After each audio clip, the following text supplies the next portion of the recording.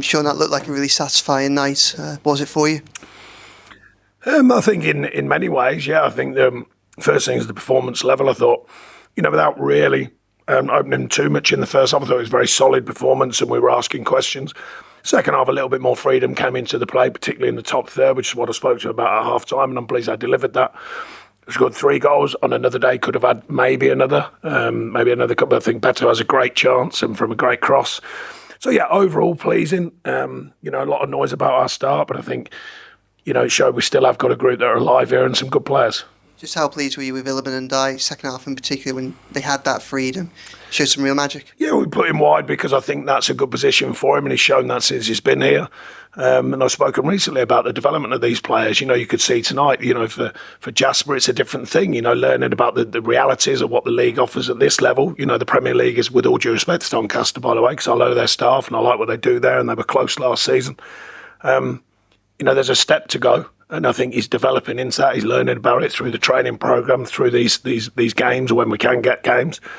Jake as well, learning about the nuts and bolts here, and then at the stadium as well, of course, in front of the fans. So it's all part of their learning about what Everton Football Club is. So I was pleased for them. And also some of the players who have come in and done well tonight, because Jimmy Garner and Seamus haven't had much training at all. For them to come in and play well and put themselves out there has been different class, because it's important we rebuild the squad in its fitness and make sure we get as many bodies out there. And they've done really well tonight to get through that and hopefully come through unscathed.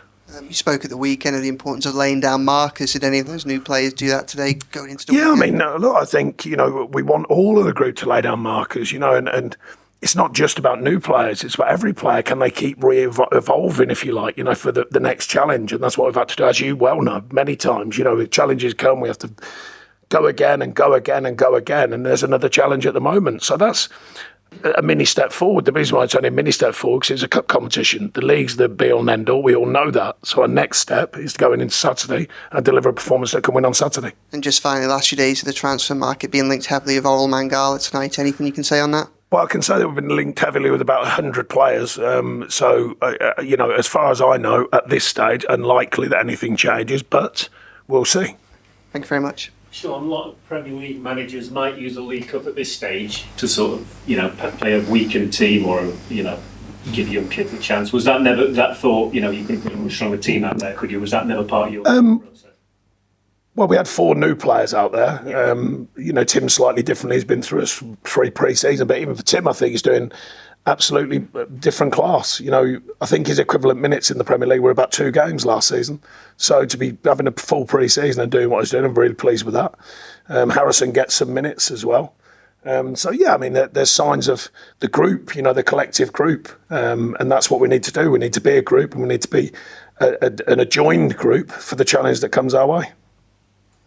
Maupay wasn't the 18, is that linked to possible? Possibly, we're waiting. It was just a risk and reward scenario. There's possibly something going to happen, but we're waiting on that. But it was just one of them where we thought, common sense prevails. Chris, I want to just ask you about what happened at the weekend with the team travelling back and the players taking abuse from certain fans. What would you all make of that?